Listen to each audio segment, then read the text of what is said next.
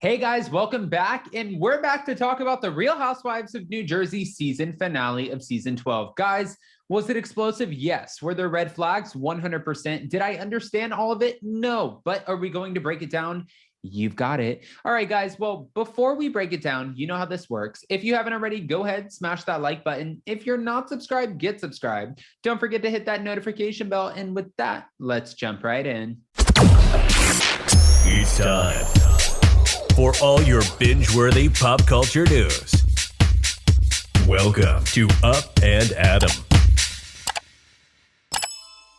All right, guys, so we pick up where we left off, and the women are still in Nashville. Now, Joe continues to excuse Teresa by saying, listen, her apology was acceptable. She apologized to Margaret for everything that she did. Well, but she didn't. That's the point. She apologized to the group, and she said, listen, hold on. What do you want me to say? I apologized to the group, but wait, I was provoked. And if I wasn't provoked and somebody wasn't talking about my fiance or my boyfriend, because at the time it was her boyfriend, then I wouldn't have acted out. And then at the end, Margaret was like, listen, you turned the table on all of us. We didn't get to eat. It's a problem. You didn't even apologize to me. And Teresa said, oh, because we know you never miss a meal, which really triggered Jackie Goldschneider and her eating disorder, which is her main central storyline of the whole season, and not even being, I guess, aware or sympathetic to that. Of course, Teresa's going to say, I was not trying to trigger your eating disorder, and I was not trying to fat shame Margaret, but did you guys watch the same episode last week? Let's be real. And I'm not just sticking up for Margaret because she's coming on stage with us this Thursday night, April 28th at City Winery in New York City for our last leg of our Spilling Tea Live tour, which, by the way, if you haven't gotten your tickets, go to spillingtealive.com. Let's continue. Teresa feels that she had a real apology, but it was not intended for Margaret, and she doesn't care. So the next morning when everybody's waking up, she's letting Melissa Gorga know when she's on the phone with her, that apology was not intended for her. I don't care. She needs to stop talking about my boyfriend, and I'm not trying to apologize to her. If she wasn't talking about my boyfriend, she wouldn't have gotten any of the smoke. So don't give none, won't be none. All right, at this point, we're not getting anywhere. So the group decides to go on one of those pedal bike situations where you pedal while you drink from a bar and you go through downtown Nashville. Now, funny enough, if you guys caught the behind the scenes, the bonus footage from Spilling Tea Live Nashville, we were actually going to do this with Emily D. Baker, but we decided no, because we didn't know if it was going to be good alcohol or cheap alcohol. And we're like, we'll get one of those off and on buses that goes around to 14 different stops and we get to see the sights. Maybe at the end of the night, we won't feel like shit and have a hangover. Doesn't mean that didn't happen. Anyways, after that, they all decide to go out to dinner, and they have this kind of, and by the way, this is after the pedal bus when they're all drinking. It's like a lunch dinner, but they stop at a hot chicken place. I didn't realize that Nashville is known for its hot chicken, but they have a competition and they're trying to figure out, the men, the house husbands of New Jersey are like, who can eat the hottest chicken? And they asked the server, the waitress, and I say server loosely because I was a server, but the waitress, what is the hottest chicken? We want to have a competition. And she said, it's called the Shut the Cluck Up. Well, apparently Bill Aydin is the one who can eat the hottest chicken, but Joe Gorga sticks right in there.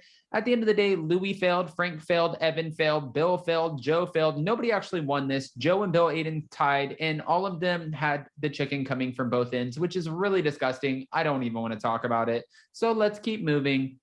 Teresa thought it was a good time while they're eating the Shut the Cluck Up to have a conversation with Margaret, but guys, we're all drinking, so probably not the best time.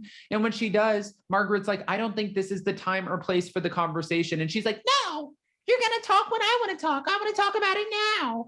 And Melissa Gorga and the rest of them have to say, Teresa, this is not the right time or the right place. So maybe let's not do this today. But Teresa obviously didn't care, because in Teresa's world, it's not the Real Housewives of New Jersey, it's Teresa's show. And she said that before. Did we not see the season 12 reunion trailer where she says, mirror, mirror on the wall, who's the fairest of them all? I am. Yes, that's exactly what happened. But hold on. It keeps going. Now, we know that the guys had issues, but we get the last stop of this whole finale tour, whatever this was, and it's kind of a swanky rooftop. all of the cast comes together. Teresa and Louis, they leave their hotel spot. The rest of them come. And did we forget about Tiki Barber? No, because, well, he has a hosting gig, a radio show, and he can't partake in the shenanigans, which is probably the best thing for him to do. But Louis does pull aside Joe Gorga and says, listen, I know you're the closest thing that Teresa has to a father at this point. So I want to ask you, can I ask your sister's hand in marriage? And Joe was like, dude, sure. Yes, I appreciate you. I love that you understand family and understand the core values of where we come from. But to be honest with you, it's not one woman. It's not two women. You're saying that they're all thirsty and they're crazy. And you're painting this narrative like all of the women, the ex-women in your life are just nuts.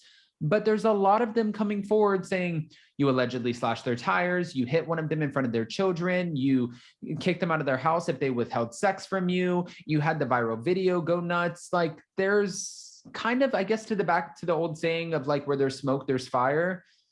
But he did give his blessing. But I think he knows in order to keep peace with his sister, that's exactly what he has to do. Now, Melissa finally defends Margaret to Teresa. And she said, you can't call her every name in the book. She said, when I knew Margaret, when I first met her and my mom passed and she did that, beautiful kind of, she bought the flowers and wanted to put them out at sea. I liked her. But now she's trying to pop my love bubble and she's trying to ask all of the questions that she doesn't need to ask. They're none of her business. And Melissa finally stands up and says, you've called her, a WHORE. You've fat shamed her. You've talked about everything in the book.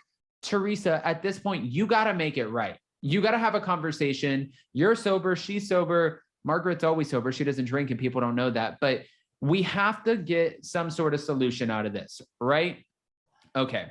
Teresa pulls Margaret for a conversation. And when she does, it ends in a heated sort of argument after they go back and forth. And to be fair, again, not biased, but if you watch this, it looked like Margaret won this argument because Margaret threw a lot on the table. And especially after Teresa had Danielle stop pull her ponytail, I would not be friends with her, but Margaret did throw it all out there. And then Louis ends up walking up and telling Margaret, you have a good night, but very condescending, and tells Teresa she's making you work too hard for the conversation. She wants to be you so bad, sweetie.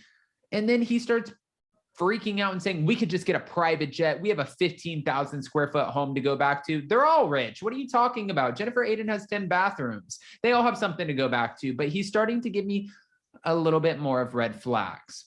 Louis throwing me off a little bit. I'm not going to lie. But I want to know what you guys think. Did you watch the finale? Because if you didn't, you need to go back and watch and let me know what you think about Louis, because something feels a little bit off, but I don't want to be the one to say it. So I definitely need your unfiltered opinions. And we're for damn sure going to get more information at the season 12 reunion. Guys, if you haven't already, go ahead, smash that like button. If you're not subscribed, get subscribed. Don't forget to hit that notification bell. And with that, we'll see you hopefully on April 28th at City Winery in New York City. Bye, guys. Go to spillingtealive.com. Love you.